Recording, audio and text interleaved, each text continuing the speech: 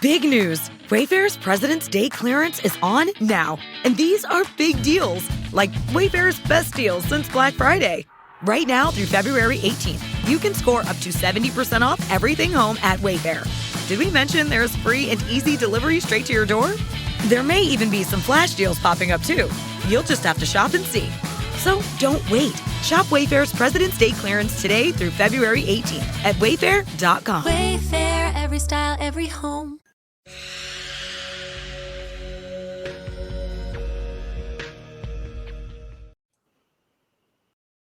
Operation Domination is underway.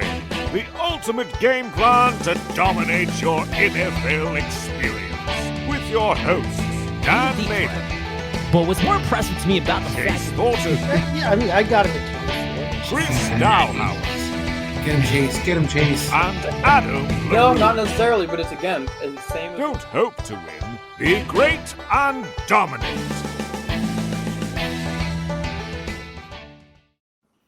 I know. We're throwing you all off because it's a Sunday morning. We're just giving you a little taste of what it's going to be like in the regular season here with the Operation Domination show on your YouTube channel. If you go to @FF Advice Network, make sure you subscribe, hit the bell notification, and download us on your favorite podcast app because we have content like today's show, which we're talking about the AFC East profile series all the way through now till I think end of July is when we'll be done all the divisions.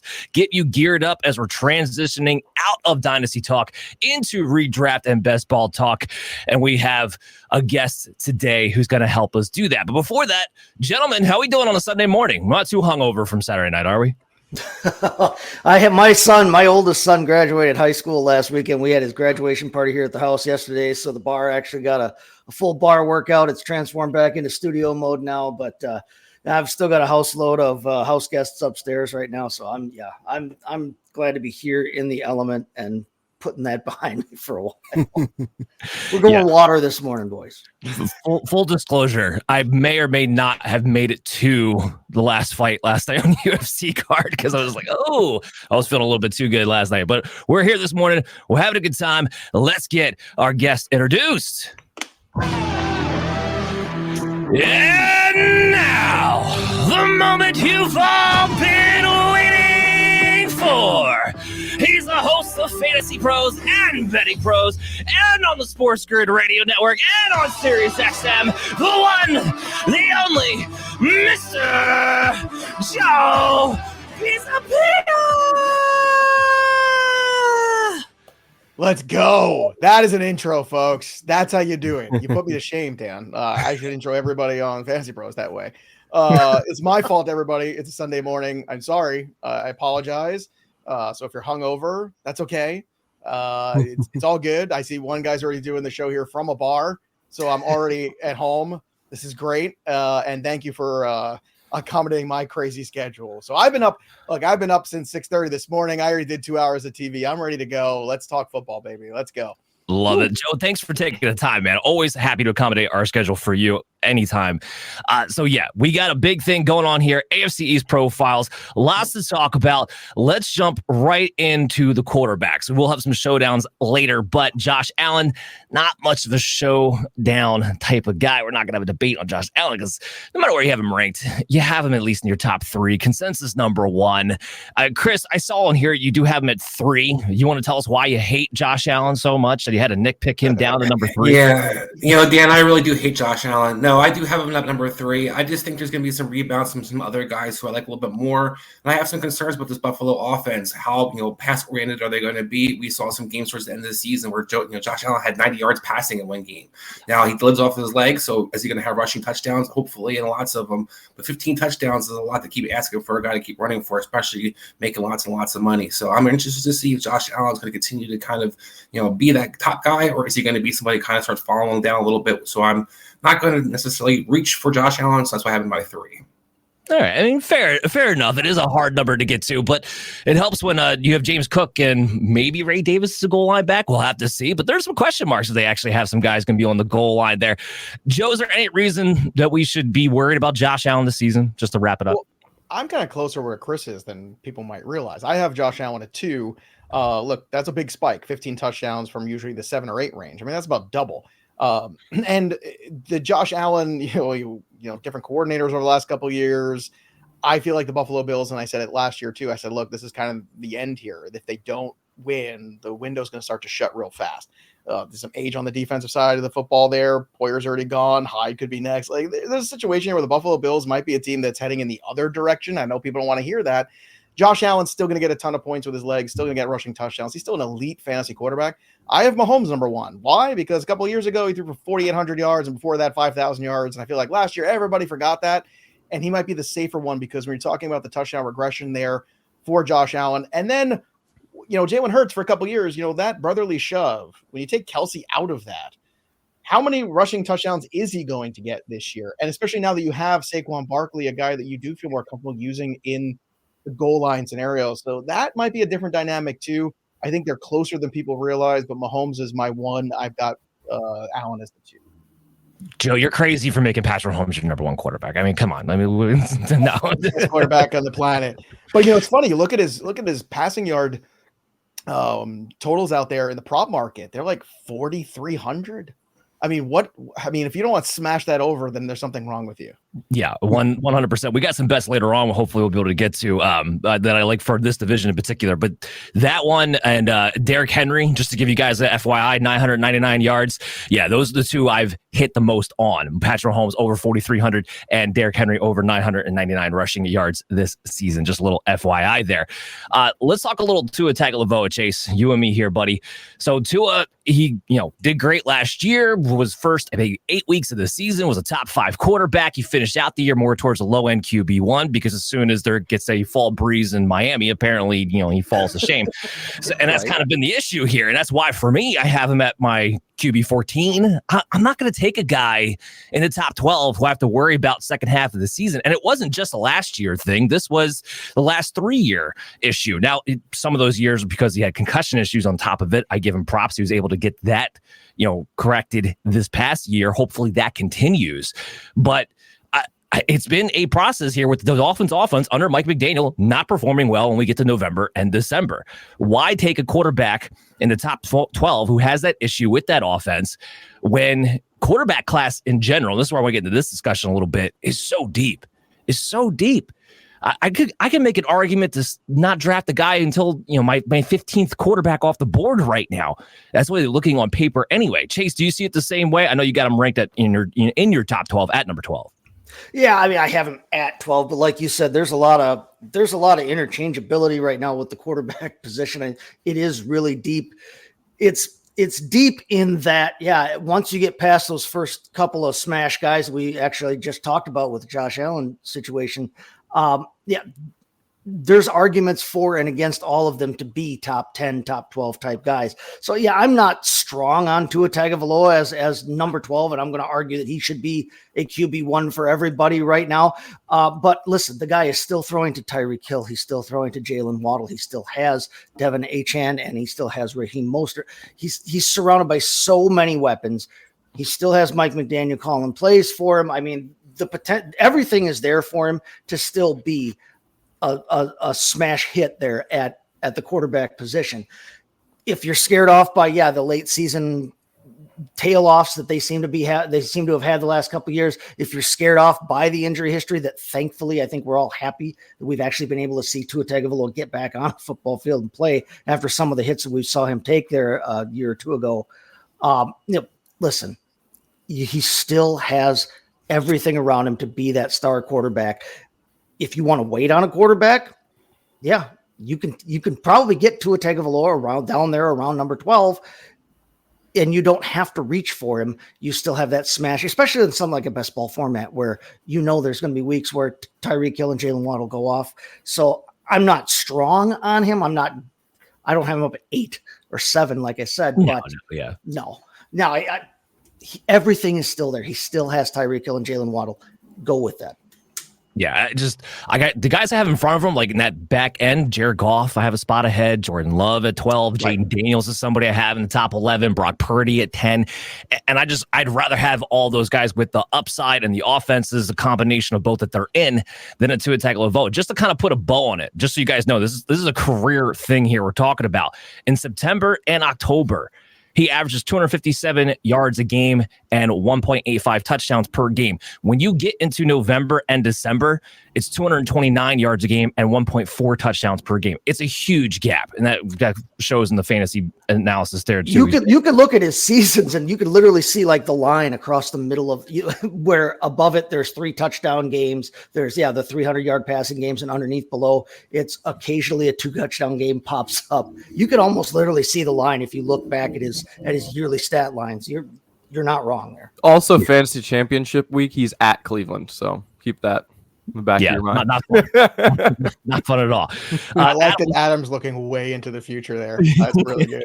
Well, that's confident episode we just had where we were talking about championship weeks, and that kind of what it plays into it. Adam, let's go with you real quick. Let's talk a little Aaron Rodgers here.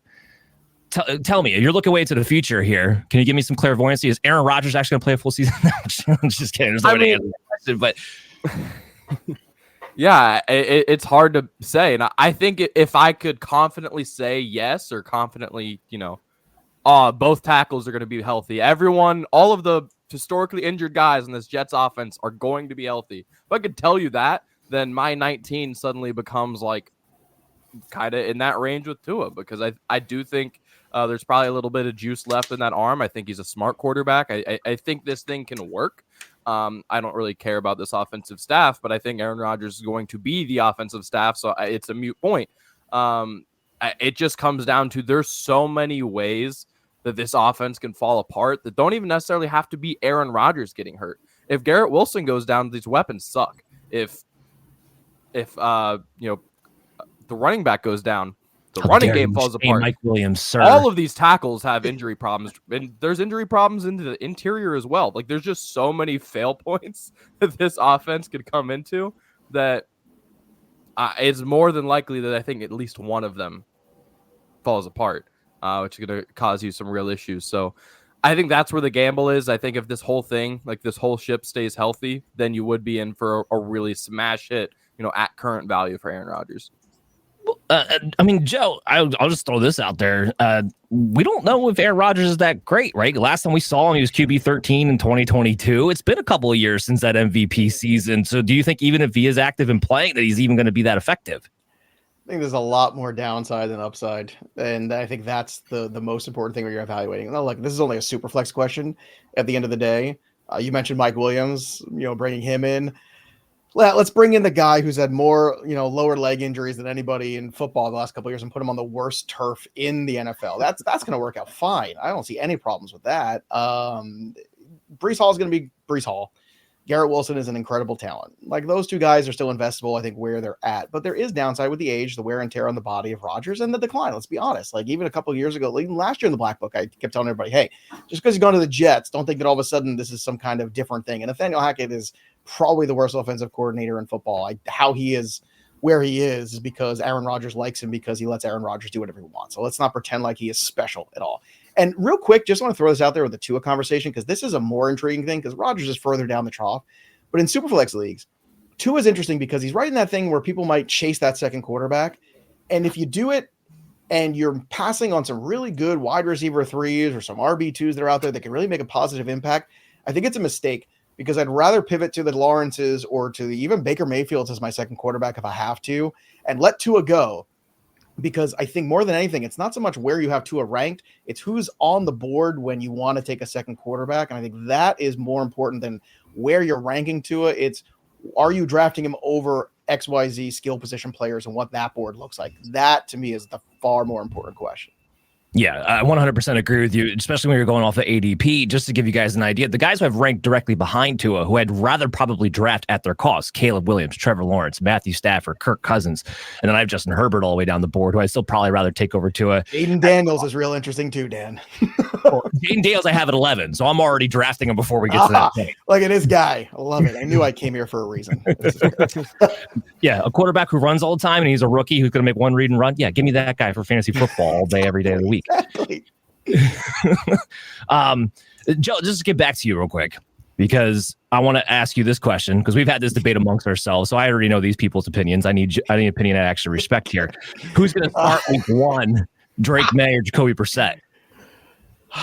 Being the Pats fan for since 1994, I want to say that's how far back I go for the Patriots.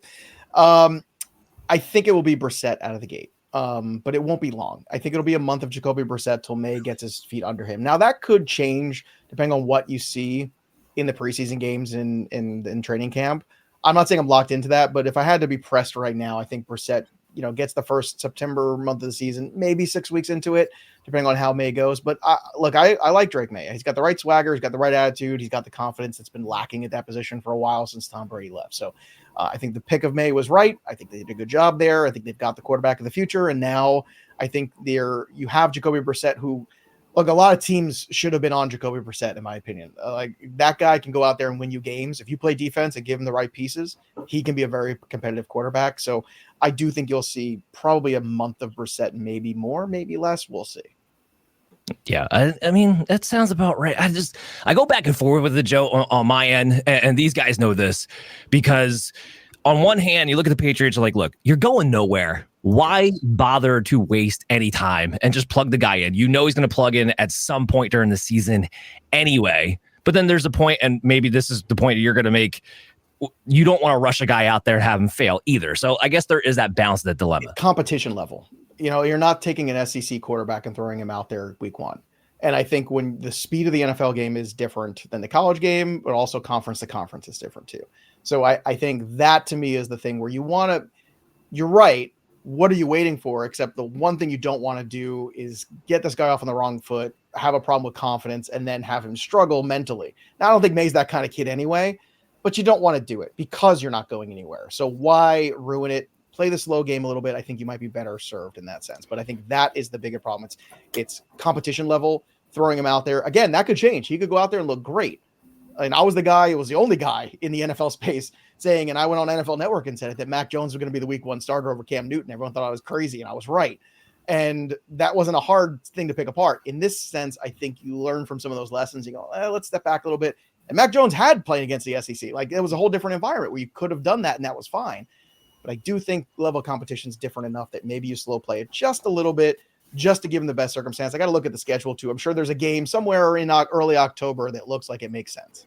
And I think because you're not going anywhere, I think that's why you want to wait with him, because I think we've seen it be successful other places where they've let a quarterback come in and actually have some time to learn the game before they throw him to the Wolves.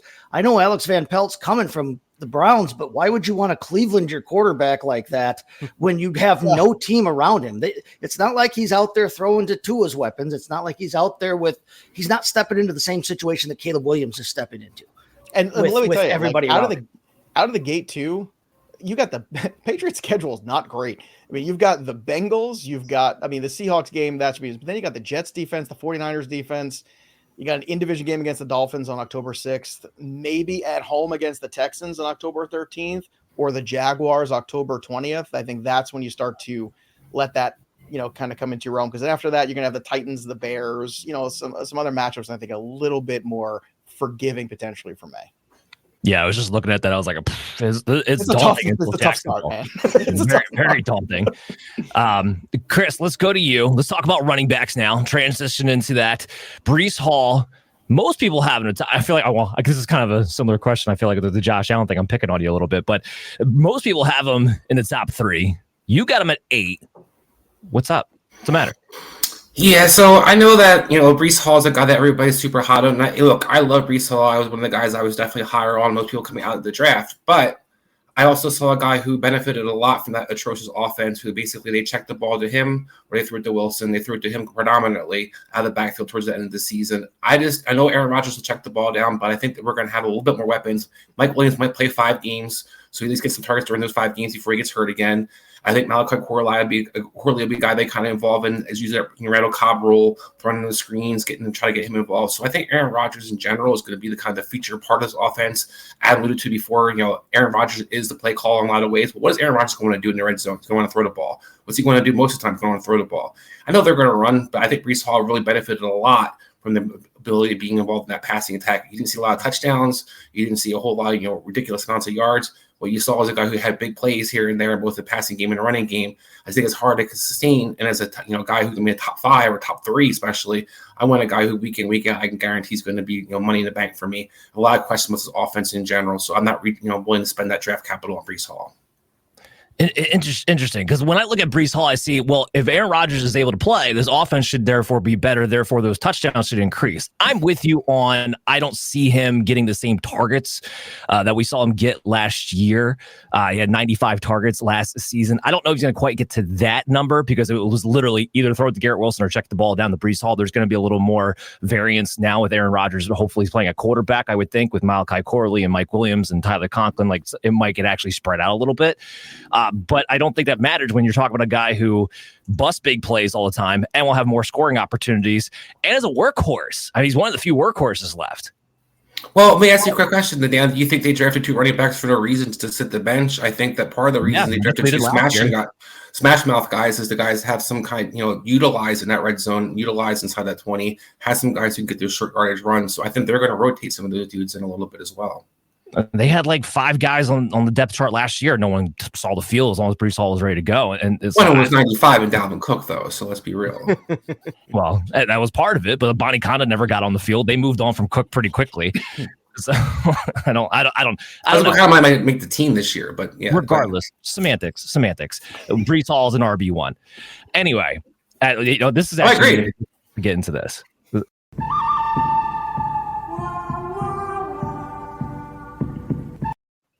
Since Chris is feeling all testy anyway, we got him and Chase in a showdown with Raheem Mostert right now. Joe's going to be the judge on who wins this debate.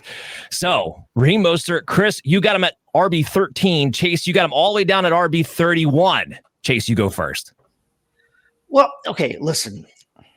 I'm not down on Raheem Mostert in terms of do I still think the guy can play football? Yeah, but he's 75 years old. Okay. I'm never going to bet on an aging running back when there's younger, better options on his roster behind him. Listen, we talked about it a little bit before. Joe mentioned the touchdown spike for Josh Allen rushing touchdowns. You want to talk about a touchdown spike? Raheem Mostert had 18 rushing touchdowns last season. He had never had more than 8 in a season in his life. He more than doubled his career rushing touchdown total in one flipping season. Okay. Now his receiving totals weren't all that out of the ordinary for him. He didn't even have he only had his 3rd highest receiving yardage total in his career. So it's not like that was the outlier. His usage was way higher than he's ever had before. Okay. It was the first time in his career he's had over 200 rushing attempts. He had 1,000-yard season. I still think all of that might be in line for him, but he's not going to score 18 touchdowns again on the ground. His previous career high was 8. Okay. If he even hits his previous career high this season, you're talking about a 10 touchdown regression. You want to take away about 70 points from him from last season. You know where that puts him? A high-end RB3, low-end RB2, high-end RB3. I've got him ranked at 31. I've got him ranked as a mid RB3. I don't think that's all that out of the question. I think that you have to expect some kind of regression. The guy's not going to score 18 rushing touchdowns again. We've heard some reports here in the news lately that they actually want to give Devon Achane a higher role. I'm not one of these that's going to go out and jump on Jaylen right away. I think drafting Jaylen Wright at all in redraft this year is overdrafting him, to be dead honest, unless you take him with your 18th round pick and just stash him. But, listen, Achane there, Mostert with a gigantic outlier touchdown spike last season, outlier season period, rushing wise for him. I just don't see that as sustainable. So I'm not willing to take a bet on him repeating a running back 5, output, even in that offense that I talked about earlier with Tua, that I love all the weapons. There's all those weapons there. They aren't going to need him to do that. He's not scoring 18 touchdowns on the ground again. Book that if you want to talk about player props later. Well, so Chase, I agree with you. I agree he's not going to score 18 touchdowns. That's why I don't have him RB3 or RB4 or RB5. I have him RB13. And if you have him scoring half those amount of touchdowns, say 10. How many people scored 10 touchdowns last season rushing?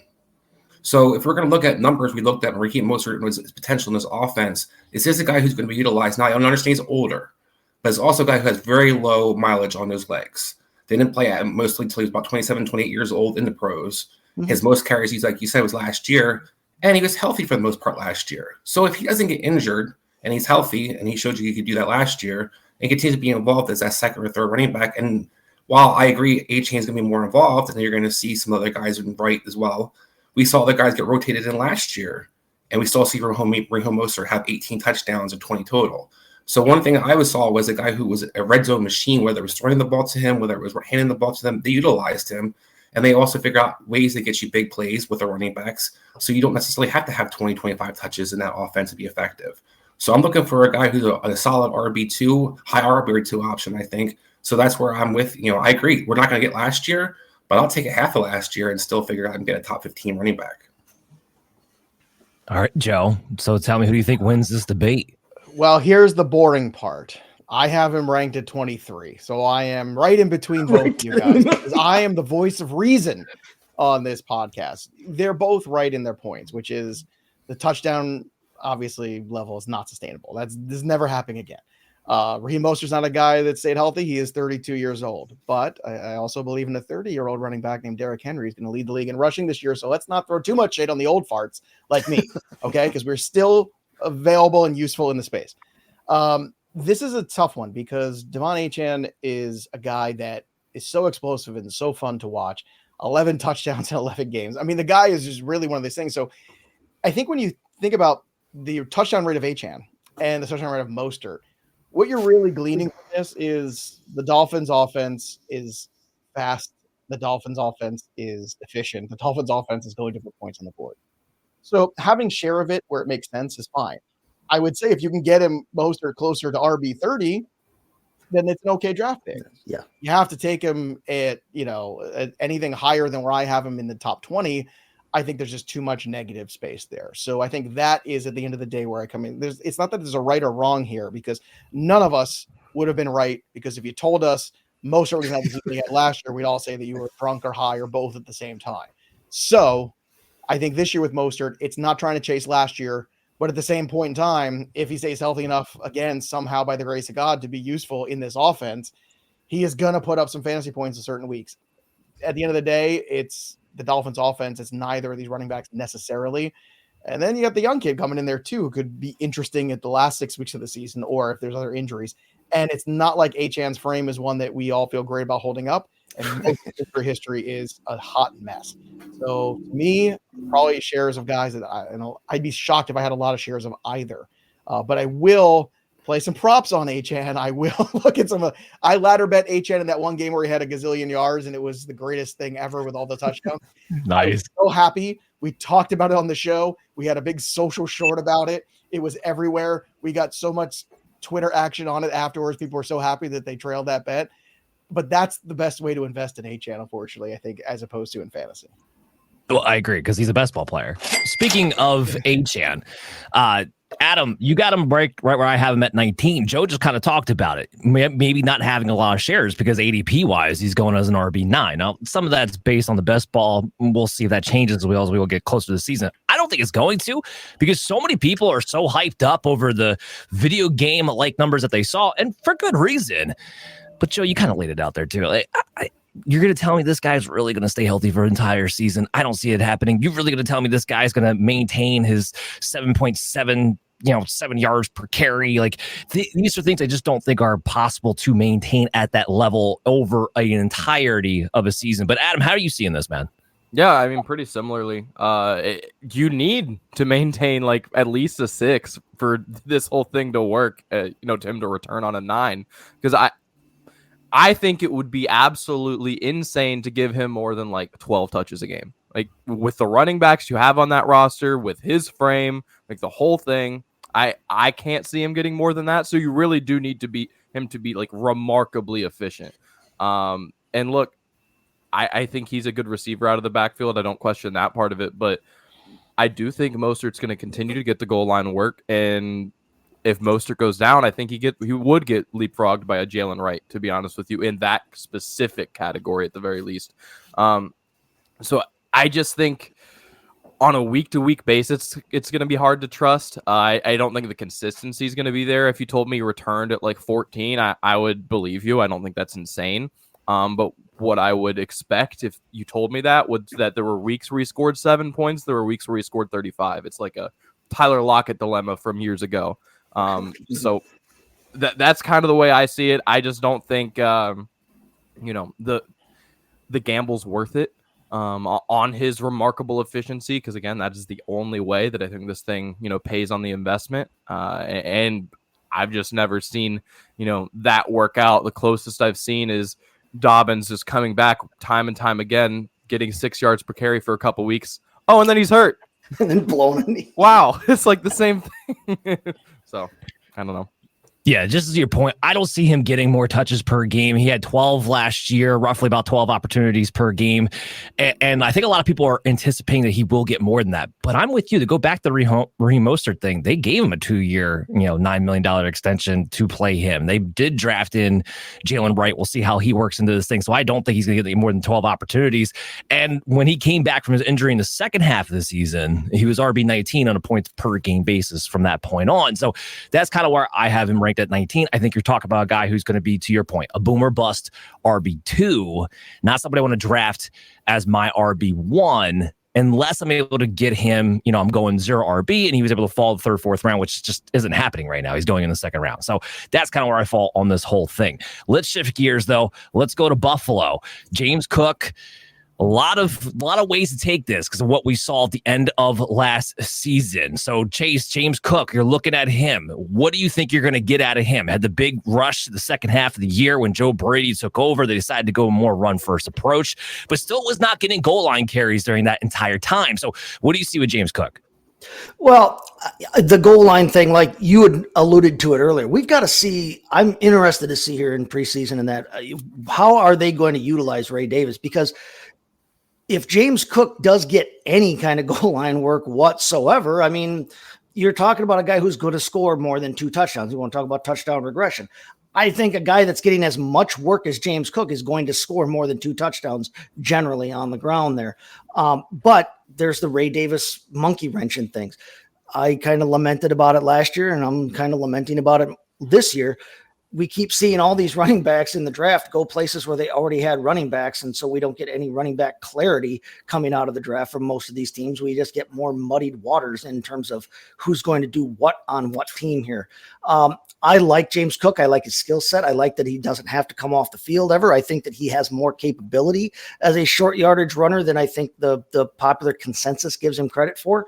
But he hasn't had to be that guy, partially because they've got 9'8" Josh Allen running quarterback there and stealing 15 rushing touchdowns last season. I like James Cook. I don't like him super high, but I mean, having him as a mid RB2, I think that's where he's at. And I think that if his touchdown totals increase at all, which I think is pretty likely, like I said, 2 touchdowns with a guy that's getting that many, almost 300 touches a year. I like James Cook. I think I think he can be a good value if you can get him down around there because he's got the opportunity to return more than that high RB2, maybe on that one line, depending on how this offense, shakes out. I think they're going to have to lean on the run more because of their passing situation with their wide receiver room. So I like James Cook, but we got to see this Ray Davis thing shake out as well. Yeah, I mean, right now his ADP is RB14. I have him ranked at 17, just a little bit lower than the ADP for that reason. It was great. Weeks 11 through 18, he was the RB11 on a points per game basis during that stretch. I mean, his pace would have been 347 opportunities, over 1,700 total yards. I mean, it would have been insane had he actually had Brady the entire way and they used him as such. So with James Cook, I do think he's an RB2 with or without the touchdowns. That's the good news. If you sprinkle in a little bit extra, then maybe you get a little more upside. There is a situation in New England. Joe, I don't know if you're aware of this, but they signed Antonio Gibson. I don't know why, but when you break down Ramondre Stevenson and Antonio Gibson, what are you seeing there? Is Stevenson still an RB2 with Gibson there, or we don't have to care? Hard pass. I just, look, I never let my fandom ever really enter into things, but there's sometimes where the fandom can inform your opinions on stuff. And, I think Belichick signed his death warrant for that job when he started giving Matt Patricia the ability to call plays on offense. Like, I think that was that was the end of days for Bill. And I love Bill. I love him dearly. He's given me great joy in my life. But the Patriots offense right now is just an enormous conundrum. I can't imagine investing in Stevenson. It's not that I think that I'm afraid of Gibson's presence, but Gibson does fit in that old school Patriots role that they used to love, whether it goes back to the Kevin Falk days of, we like the guys who you could dump off passes to, the James Whites, that role is a real role in the offense. And, Gibson fits that to a large degree more than Stevenson does. Last year I think was very eye-opening because a lot of us thought, they're just going to run the crap out of the football with Stevenson. It just did not work. There's a lot of issues there. I mean, the Patriots offense is towards the bottom. I just put out a new thing in the Black Book this year called the ecosystem, which is expected cumulative offense. And the Patriots are down at the very bottom of it as an offense to avoid. So I'm just not going to invest in this offense, period, because I just think it's one that we don't know who's going to be involved in it, how they're going to be involved in it, or how it's going to run. So those are really good reasons to stay away from it, because at the end of the day, it doesn't really matter. If you can't get the quarterbacks to move the chains and you can't get good offensive minded people running offenses, it's not going to work. Now they have a real offensive coordinator in theory. Let's see how it goes. But again, I think it's really tough to gauge Stevenson's value with Gibson, without Gibson. It doesn't matter. I think it's just a player where you're just better served looking elsewhere. Yeah, avoid the Patriots is probably a decent idea. But Chris, I am going to get to you in a second. By the way, the Fantasy Black Book available on Amazon. Make sure you guys go and check that out. As of last night. That's why I feel so light and breezy this morning. That's why I'm hungover today. Chris, you do see this a little bit differently because you have him at 17, so you think he should be a mid-level RB2. So why is that? Well, I was just going to ask the question, does it change your perspective if you guys think there's a role in kind of that there would you kind of assume for these guys, where if you look at one is Nick Chubb and one is Kareem Hunt, which we saw in Cleveland last year, and the usage kind of parallels the two of them. Do you feel more confident about that? And that's where I'm looking at Ramondre Stevenson. I think that what we saw in Cleveland, now I'm not saying the same off the line or same playmakers are in place, but we saw also Deshaun Watson is a very quarterback started last year. And the quarterback situation was all atrocious for Cleveland most of the year until Joe Flacco came and saved them. But I think what we saw was a team that was able to still establish two, fantasy relevant running backs. You had Nick Chubb, who was one of the top tier guys you could have, and Kareem Hunt just kept falling in the red zone, falling in the end zone, catching a ball here or there, but a guy you found a way to kind of utilize here or there. So for me, I like Stevenson a little bit more because I still think he is the most talented back number one in the backfield by far. So I think Gibson's, a good pass catcher, but I still question his vision and different things along those lines. Stevenson can do a little bit of everything as well. He's not just a running, guy. He can catch the ball as well. So the mixture of things, young quarterback play, I'm with you. I think Brissett can move the ball a little bit too. He's a decent quarterback, and we saw him check the ball down last year as well. So all those different things, I think Ramondre Stevenson has some value, and people might kind of forget about him. I'm not going to reach for him, but if I can get him a good value, I think he might wind up being a top 20 running back next year. And can I throw something out real quick? I think the key difference to me between some of those Patriots receiving backs of old and Gibson is like the key tenet to being allowed to be Brady's receiving back is that you have to be a great pass blocker, or not great, but he has to trust you that he's not going to get his legs killed because it's your fault. And I don't know that Gibson is that same level. Like, not that James White was incredible at it or Ware was incredible at it, but Gibson, I mean, the converted wide receiver is not the best pass blocker in the world. So I am curious if, he was signed for that role. That was the vision. I'm certainly not disagreeing there. I think that's absolutely why he's there. But if they get into camp and they're like, maybe we don't trust Jacoby Brissett to die to you, or more importantly, our franchise investment dying to you. And if suddenly Ramondre, who is a better pass blocker, is all right, well, I'd rather keep the quarterback than worry about running back investment. And Ramondre can catch the football too. It's not like he's not capable of that. I mean, Maye is a little bit, I think, more mobile, to put it kindly, than Tom Brady was. but yeah, that's a really good point that Adam brings up too. Look, the Patriots offense right now, like I said, you can crumple it all up. And I know we're getting wide receivers too. We're going to talk about those guys. Like it is hard to gauge. So why am I trying to invest it in fantasy if I already know it's such a razor thin margin for it to end up being helpful to me?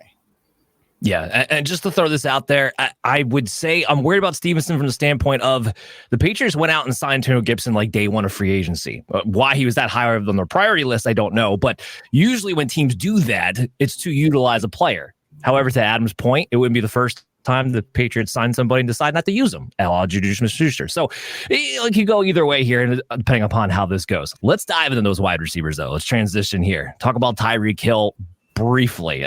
Chris, I'm going to go to you to this. Don't tell me why Tyreek Hill is your number 4 when everybody else has him in the top 2. Tell me why you have, I'm assuming you have CeeDee Lamb number 1. So who's the other 2 guys you have in front of Tyreek Hill?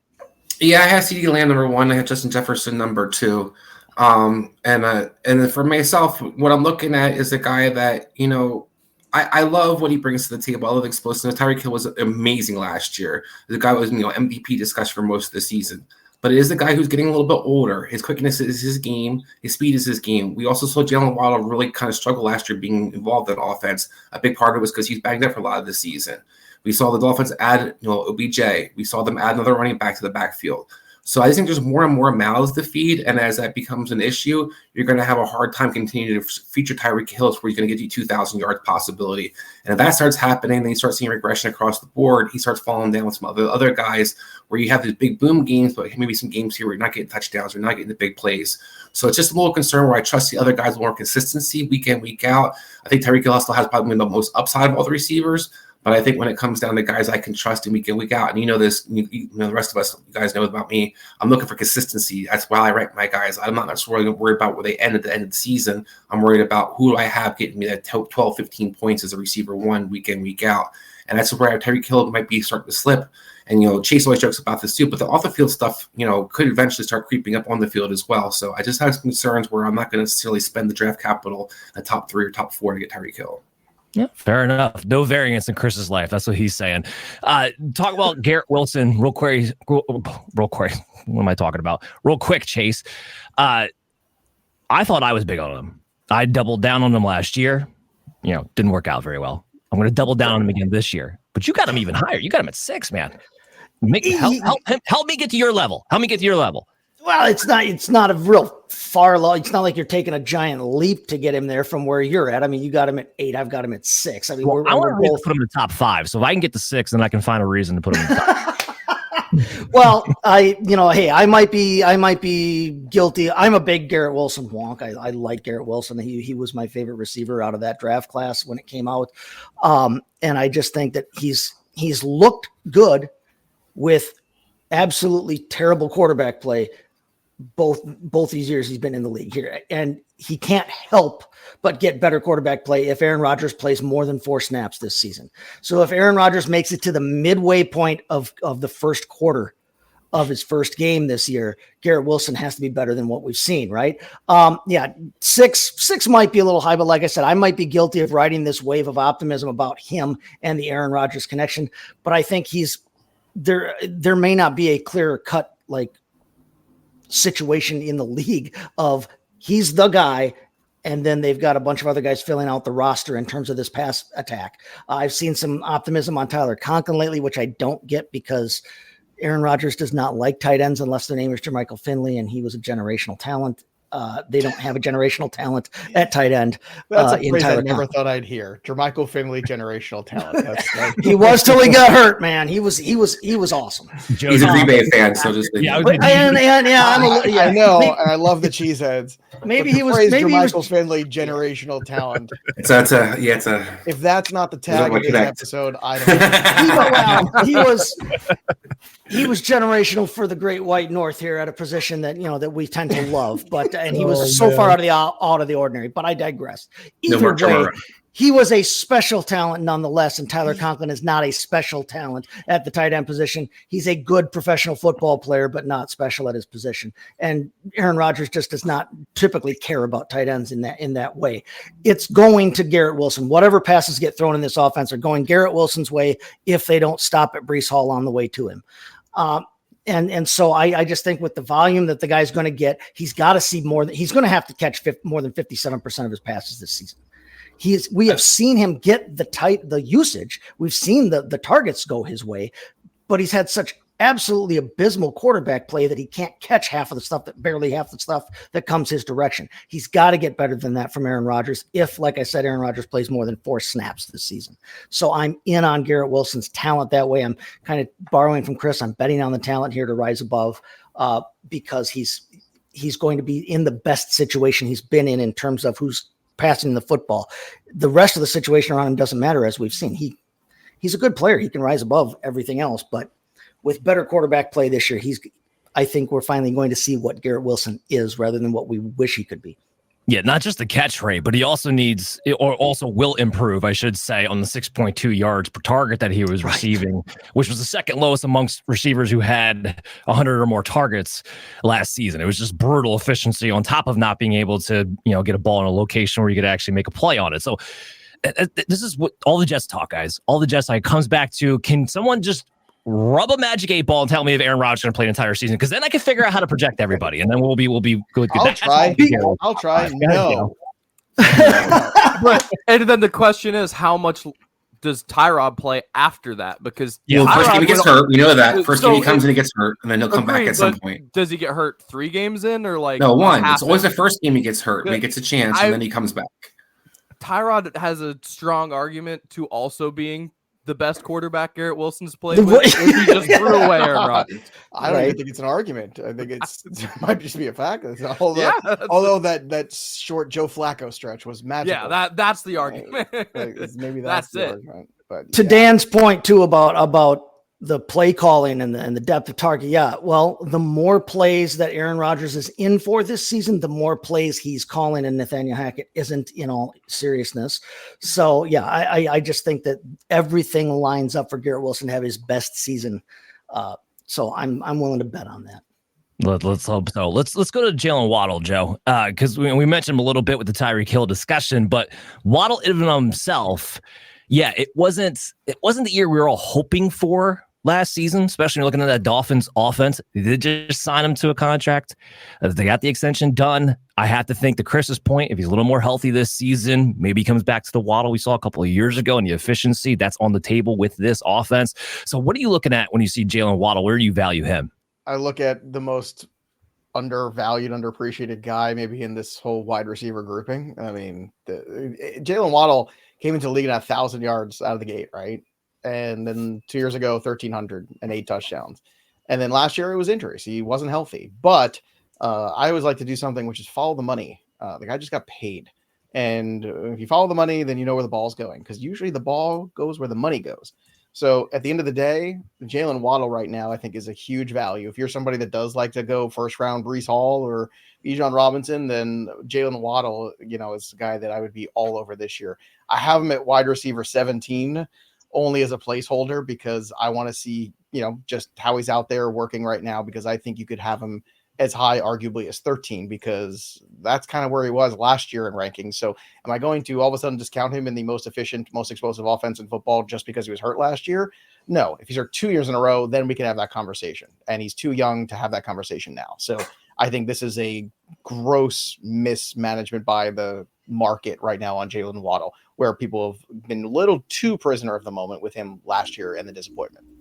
Well, what the best part is that right now with the market, you're drafting him at his floor. Even last year, which wasn't great, he was still on a points per game basis, wide receiver 23. So you're drafting him at his floor right now. So yeah, I'm 100% with you there. Let's go to, because we don't have to talk anymore about that. Let's talk about the Bills. Let's talk about Keon Coleman, because this is where we're going to have another discussion. If I can actually ever find a drop here, because I'm not really on the ball.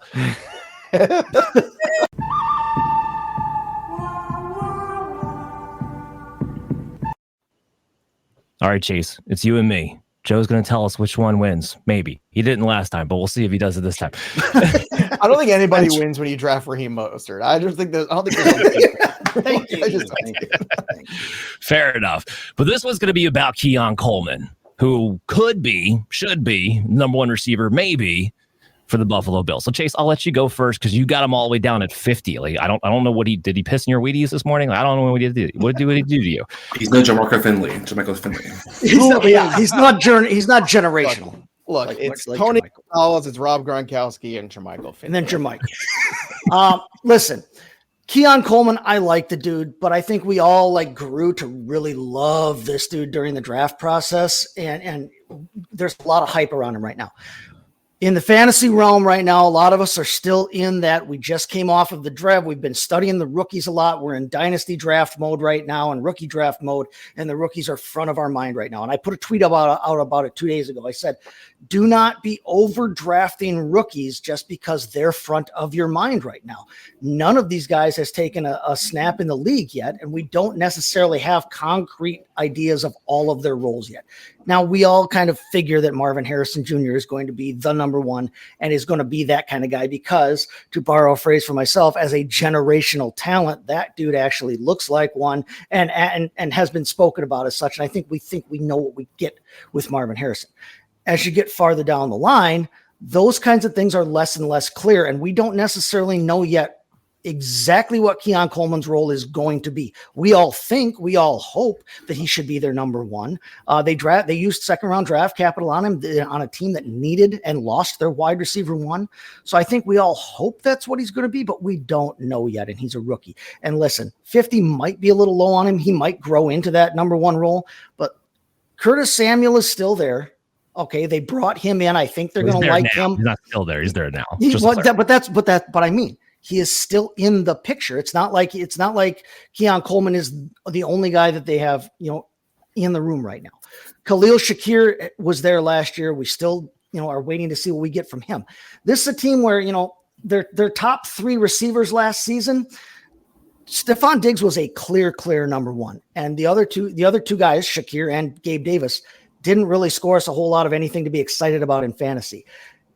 You don't have that Stephon Diggs talent this year. You've got three guys who I think are going to be a lot more even in terms of what we see out of them fantasy-wise for this season. Now you come back to me next year, Keon Coleman might be a wide receiver 2 type for me.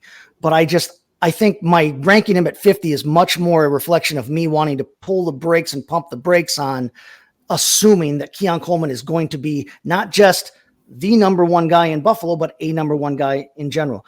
And we talked about it with Josh Allen situation earlier. We're not necessarily even sure what this pass offense is going to look like as a whole. Are we so sure that the top three guys this season will match the output as a combined whole of the top three guys last season? That's a big stretch.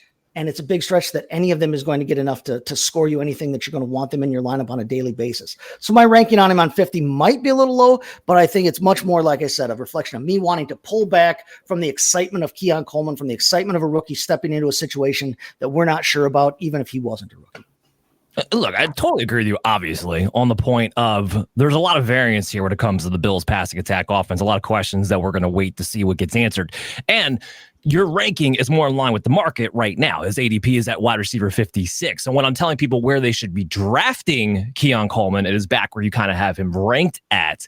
But my thing is I have him ranked at wide receiver 37 in reflection of what I think his upside is going to be. I want Keon Coleman to be my first wide receiver 4, or even be okay with him being a back end, low end wide receiver 3. When I look at Keon Coleman, yes, He was drafted. That's why everybody's hyped on him right now. I guess it's also because, well, there's a number one receiver vacancy with Josh Allen in that offense that could be ripe for the taking.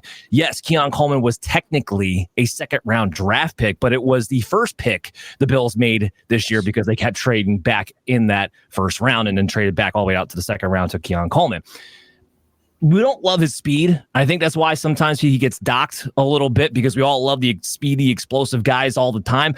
But to Chris's point, I want the guy who's going to make plays all the time. Yes, 4'6", 140, but he was one of the best receivers in contested catches and in particular in the red zone, something the Bills do not really have much out of the tight end group. They don't have a wide receiver, Curtis Samuel, Khalil Shakir, not really red zone guys. He's going to be the lead guy right away in that receiver room when it comes to red zone targets.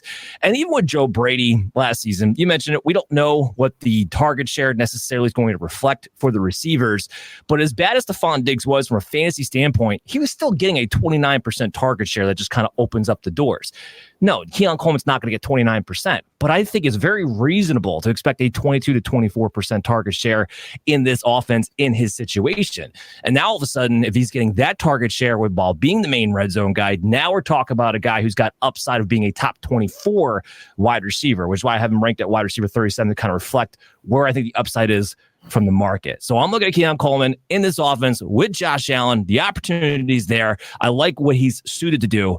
And that's why I got him at 37. Go ahead, Joe.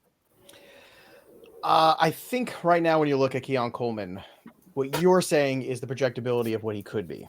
I want to be a little bit more careful than that in his rookie season because I have to be proven by Josh Allen that he is capable of not hyper-focusing on one guy and just trying to funnel the ball to him, that he can see the field well enough to play Drew Brees and play point guard and just throw the ball to the open guy. I know that's what they want him to do, but we haven't seen him do that yet. So I have him at 53 right now. So I am closer to the 50 side because, again, it's not that I don't think he can get to 37. It's just I think that is leapfrogging a lot of guys. Like I've got the Lad McConkeys over him. I got the Xavier Worthies over. I got those guys in situations I think are going to be better. And I think you are discounting a little bit of year two of Dalton Kincaid. Dalton Kincaid was really good in college. Last year was just his rookie year. I think we got to give him a little bit more time here just to kind of, again, look at some of the pacing of of tight ends. Shannon Sharp took a couple years to be good. Ozzie Newsome took a couple years to be good. Tony Gonzalez those guys are all in the Hall of Fame, and none of them had a good year in the first 3 years. Dalton Kincaid is working his way towards that. It's a really good year for tight ends. I think Pitts breaks out this year in a big way with Cousins. I think Kincaid's going to have a great year. I love Trey McBride. It's a great year to be drafting tight ends. I can't believe we're saying that. But when it comes to the Bills, I think Kincaid, Shakir, those are the guys that their value I think are more interesting. And the market sees Coleman at 50.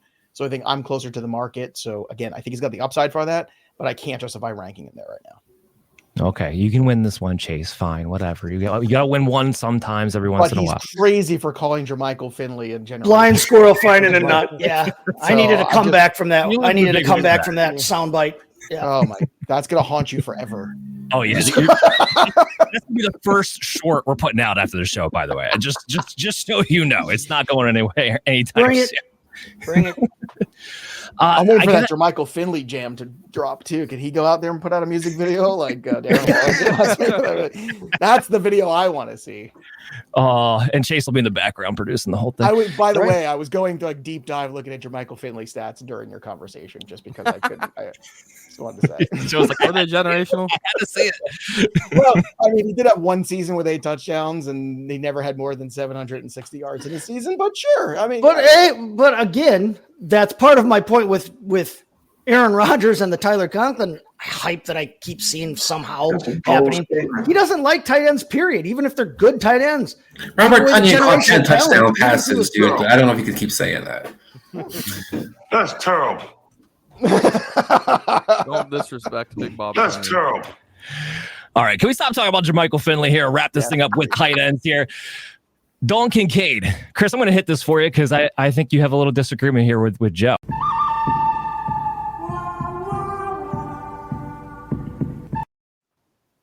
Chris hates Dalton Kincaid. I'm a Dalton Kincaid hater. Look, it's a guy who I do not think is a generational talent, who I do think presents Austin Hooper to my book. Look, I know Dalton Kincaid's everybody's flavor of the year right now. They all are impressed what he did last year. He's going to be the number receiver one. He had 91 targets. He had 73 catches last year. He had 670 yards receiving. So let me say that one more time. 73 catches for 670-something yards. That's Juju Smith-Schuster type of numbers we're talking about, yards per catch. He had 2 touchdowns. Chase up with the 2 touchdowns that the running backs had, James Cook. Well, tight end wasn't catch touchdown passes for them either because he only had 2 as well. When Joe Brady took over, and there's also coincides with what some people are going to say about the Dallas Knox stealing the snaps. Well, Dallas Knox does steal the snaps. You know why? Because Dallas Knox can block. Dawson Knox is a guy who can block. A guy who wound up getting about 40 to 50% of the snaps last year when he returned back to being healthy. Before that, when Dalton Kincaid was getting a majority of the snaps, and which maybe could happen again this year, he was seeing a lot of his snaps in the slot receiver position. Shakir plays a slot. Curtis Samuel plays a slot. Coleman plays the slot. Dawson Knox, like I said, is still there. They have Cook out in the backfield. A team's committing to running the ball a lot more. I just don't see this huge upside. Maybe he gets suddenly way more targets, but he had 91 last year. I know people are going to talk about him getting more playing time, but he started in the beginning of the season. For the first 4 games, he played over 35% of the snaps when Dawson Knox was there. So it wasn't like he was just, phased out in the end of the season because Dawson Knox came back. It was more so that you're certain things we think you're good at, and he saw even decent volume with, he's getting less snaps. But overall, the production to me is just not something I'm going to get excited about. As Joe talked about before, all these different tight ends, it's actually a good year to draft tight ends. We saw in David Njoku, we saw Ferguson, we saw Kyle Pitts. Kyle Pitts had 20 less catches, but still only had 1 less yard than Dalton Kincaid did last year. So there's a lot more upside all around, I think, the tight end board. And I'm just not buying the Dalton Kincaid. Well, I don't want to get out of the argument, but Chris and I have Dalton Kincaid ranked in the same spot, which is tight end 8. Because now I think he's going to be, look, he had 91 targets as a rookie last year, and he barely did anything in the first month of the season. So again, the vacated targets, and this is, I don't like saying this because it's a little lazy fantasy, but there's so many targets that were gone from Stephon Diggs leaving that they are going to trickle down at the very least where he is going to be over 100 this year. And when you have a tight end, he's the only investable tight end in this, division, period. That's it. He's the fantasy guy. But I still have him at 8, and I'm a much bigger Kyle Pitts guy, obviously much higher on him. I'm not looking for Kincaid to, be breakout star, generational talent. I thought Trey McBride and Kyle Pitts are certainly much better tight end prospects. Even Bowers, you can have that argument too, because he's got a lot of things you like about Brock Bowers. Problem is, he doesn't play with Josh Allen. Dalton Kincaid does. And I think Dalton Kincaid could find himself in a spot where he is playing more slot. He is playing more wide receiver. And that's just way too useful in fantasy. And that being said, I still have him at 8. So again, this is funny because we are 2 guys who are, one is negative on him, one is positive on him. But at the end of the day, we have him in the same ranking more because of where the tight end class is than necessarily where Dalton Kincaid is. I think that's probably the biggest takeaway from this conversation. Yeah, so you both win and both lose because you're both the same. Yeah, awesome. No, I'm just going to throw this out here, and this is where I have him just from a guy who has him at the market price, which is he's got him at ADP's tight end 5. I got him at 6, one spot lower. The way I'm looking at this is that 8 to 12 week stretch where Dawson Knox was out, Kincaid was a starter. He was a tight end 4 overall during that stretch. His 17 game pace during that stretch, which I mean, yeah, it's a little theoretical. I get it, but the 17 game pace during that stretch would have had him second to Sam Laporta. It's just the usage that we saw when he got to be the lead guy. And I think we're going to see more of that, even with Knox on the field, than we got to see towards last year. That's where I think the upside comes from. But we got to wrap this up, and I got to get the underdog specials. All right, so make sure you go to Underdog. First time, get your deposit by using the promo code FFAdvice. You'll get up to a $250 cash bonus and a free pick'em. So make sure you go to Underdog and use promo code FFAdvice. And today I got 3 for you pertaining to this division. I got Josh Allen over 27.5 passing touchdowns. He's been over that every year since his second year in the league. Tyreek Hill over 1,425 receiving yards. With McDaniels, he has never been less than 1,700. So we have a wide gap where he could even regress and still hit the over in that number. Garrett Wilson over 1,200.5. Do you think I was going to go lower? No, absolutely not. Over 1,200.5 receiving yards. He's been over 1,000 with the worst quarterback play I've ever seen. Yeah, so there's your Underdog specials there. Joe, to wrap us up here, man, what are you working on? What do you want people to go check out? I know you're working on everything, but you just finished working on. Yeah. Working on nap. That's what I'm working on. I got a flag football game to coach this afternoon for my daughter, so I got a lot of stuff going on there. We already clinched playoffs, so this is more just looking ahead. Bill Belichick in the making here. What we got? Well, I've already had 2 undefeated seasons championships, so Don Shula can suck on that. So there you go. Don't make a defensive coordinator. I don't hear you now, Mercury Morris. I don't see you calling me right now, trying to tell me about who did what. But yeah, we're. First of all, great having it on the show. I really appreciate it. Making the time for me to come on and going around my schedule.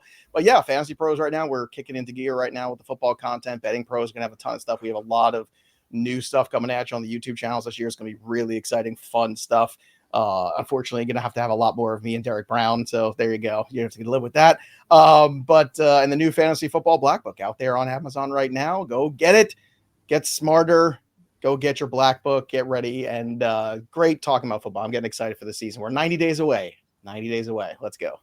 Let's do it. Joe, thank you so much for making the time to come on here. Always a great conversation with you. One last question. Are you actually going to make the expo this year? I've been dying to see you at the expo. Still no? That's still no. The question. Like I'm contemplating that. I'm contemplating, am I going to the MLB All-Star game? Does the company want me to do that this year? Because we're talking about maybe doing that because the baseball channel's been. See, everyone forgets I do baseball too. So my mind is completely scrambled eggs. Like it is not good, especially with all the, you have to know like 500, 600 players in Major League Baseball, not to mention then on top of all of the, the minor league players. It's like, it's a lot. I'm hopeful this year. It's 50-50. It's better chance than it's ever been. But the problem is it's like everybody goes and who holds down the fort every year while everyone's having fun. It's this idiot. So we'll see. If I could get somebody to hold down the fort, then I just might have to do it. And if so, drinks are on you, Dan. Absolutely. Well, I was already. I'm getting a beer for Pat, so I was gonna drink it to see you guys. That's the thing. It's like, do I want to spend 2 days in a room with Derek Brown? That's the big question. Derek, I hope you're watching the show. We're gonna be sharing a space together. It's very intimate. I don't know. He's gonna ask me to comb his beard. It's a whole thing. Oh, it's fantastic. He's my favorite. I love you, Derek. Wink, wink. Guys, we're going to be back on Wednesday, 9:30. Anthony Servino is going to come on. We're going to talk about the NFC East, so I can't wait for that. Make sure you check us out on our YouTube channel, on the Fantasy Football Advice Network YouTube channel now, at FF Advice Network. Download Operation Domination, any podcast that you listen to. Make sure you've get our new content on the go. Subscribe. We're everywhere. TikTok, Twitter, and all that. You can see our tags are all on our screens. And if you listen on the podcast, just look for Operation Domination. We'll see you all soon. Hey there, I'm proud to say that Underdog Fantasy is the newest sponsor of our show, and it's my favorite place to play fantasy games. No waivers, no trades, no lineup settings, just best ball for season-long drafters all year long. And you gotta check out Pick'em.